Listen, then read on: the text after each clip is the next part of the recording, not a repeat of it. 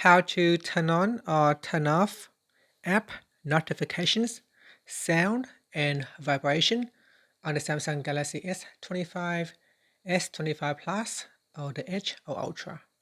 First, tap on the home button to return back to the home screen. Now from the home screen, swipe down at the top to open up quick settings. In here, tap on the settings icon. Then we scroll down and tap on notifications. Next, in here at the top, tap on app notifications.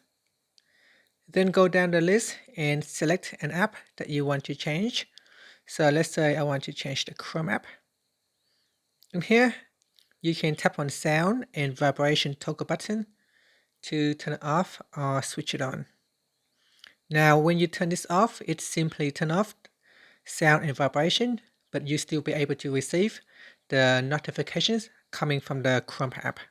It's just that it will simply silence sound and vibration. And that's it. Here I will switch it on. Finally, tap on the home button to return back to the home screen. And that's it. Thank you for watching this video. If you find it helpful, please like and subscribe to my channel for more videos.